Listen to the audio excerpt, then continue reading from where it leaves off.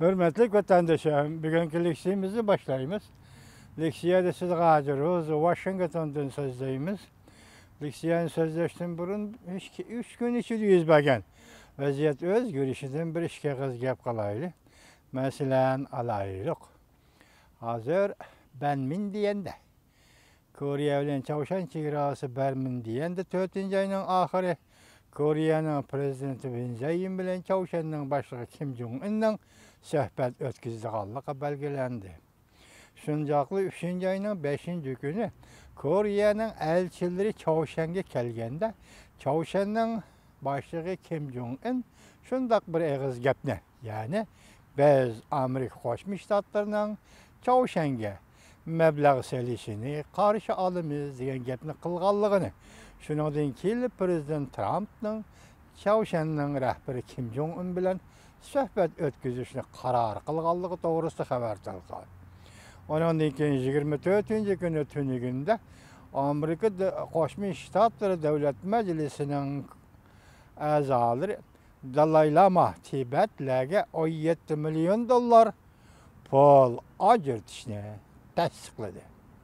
Qani şunu ko'rib boqayli, endi hurmatli vatandoshim, 2. ayning 24 kuni Prezident Trump Amerika dollarga pulga taslim bo'lmaydi dedi. Qilaman deganda qiladi dedi. 3. ayning 16 kuni Prezident Trump Tayvan sayli seyahat kanuniga imzo qo'ydi. 3. ayning 24 kuni Amerika Davlat Majlisining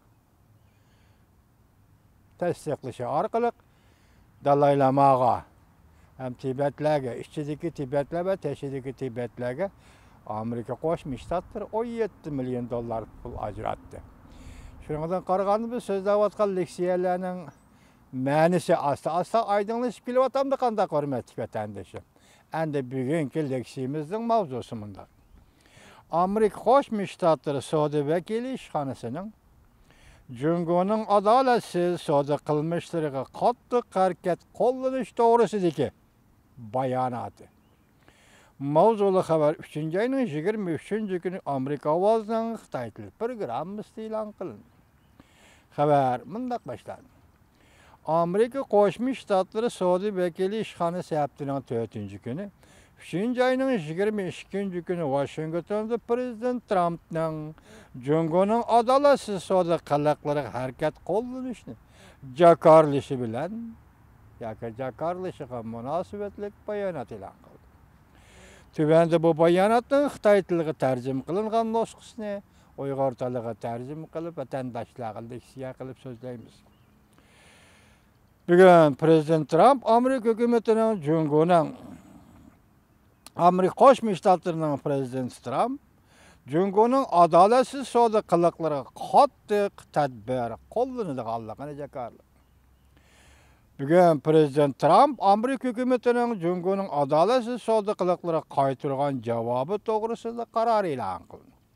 Bu adolatsiz savdo qiliqlari Amerika savdo vakili ishxonasining Jungo'ning texnika o'tinib berish aqliy mulk huquqi va ixtiroga munosabatli harakatlarini siyosat va qiliqlari to'g'risida 301-modda bo'yicha elib berilgan tekshirishni asos qildi. Amerika Qo'shma Shtatlari savdo vakili Leitzer Prezident Trumpning ko'rsatmasiga binoan 2017 yil 8 oyda tekshirishni boshlagan edi. Jungo'ning ziyonli harakatlari, siyosatlari va qiliqlariga qarata Prezident Trumpning ko'rsatmasi bo'yicha muvofiq javob qaytarish jumladan 3 turlik o'xshash bo'lmagan harakatlarni o'z ichiga oladi. Birinchi tamojni beji. Prezident Trumpning savdo vakiliga bergan ko'rsatmasi bugun jakarlangandan keyin 15 kun ichida e'lon qilingan mahsulot va uning qo'shilgan tamojni beji to'g'risidagi bir parcha taklif va hisobot talonidir. Ikkinchi, Dunyo savdo tashkilotiga talash tartishlar to'g'risida prezidentning savdo vakiliga Jungo'ning kamsitish xarakterli texnika o'tinib berish to'g'risidagi tadbirlari keltirib chiqargan talash tartishlarni Dunyo savdo tashkilotining ichida hal qilish to'g'risida ko'rsatma berganligi. Üçüncü, mablag' selishni cheklash.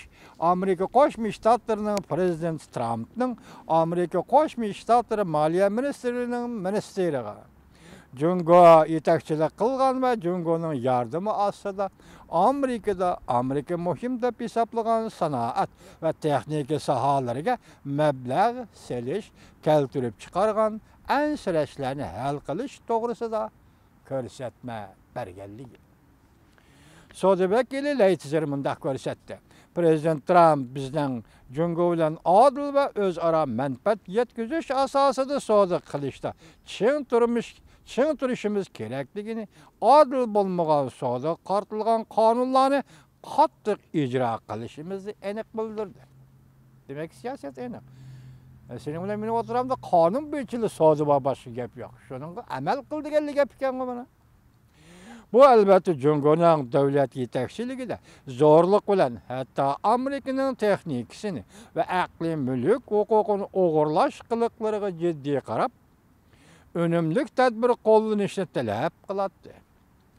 Ko'p yillardan beri mushu masalalar bo'yicha Jungo bilan elib berilgan suhbatlar hech qanday unum bermadi. Amerika bar bo'lgan barliq qurollarni ishlatib, Jungoning bozorini adolatsiz burumlash qiliqlarga taqobil turishni qaror qildi. Anaqa barliq qurollar deganda ma'naviyat jihati qurollarmi? Qiliqlarga taqobil turishni qaror qildi. Jungoning misli ko'rilmagan adolatsiz savdo qiliqlari Amerika va bizning butun dunyodagi ittifoqdoshlarimiz va sheriklarimizga og'ir tahdid paydo qildi. Jungo hukumatining texnika o'tinib berish va aqliy mulk huquqi to'g'risidagi siyosati Jungo oshkor ko'rsatib o'tgan texnika sohasida yetakchilik o'rnini egallash g'arizining bir qismidir. Jungo sanoat 2025-yil sanoat ko'lami planini bunda g'araz sharhlangan edi. 301-modda Amerika Qo'shma Shtatlarining savdo sheriklarining keng ko'lamlik adolatsiz qiliqlari siyosati har ikisini hal qilishga izlanishning muhim bir ijro qilish quroli edi. Jungoning texnika o'tinib berish, aqliy mulk huquqi va ixtiroga munosabatli qiliqlari siyosat va harakatlarni tekshirish Jungo hukumatining 4 turli harakatiga siyosat qiliqlariga berib chetiladi. Bu hareketler siyaset ve kılıkla elip gelgen, savdo kılıkla elip gelgen netice Amerika şirketlerinin teknikisi ve aqliy mulk hukuklarını adaletsiz halda Jungo'ga ötünüp berişti. Ya ötünüp berişten talep kılıştı.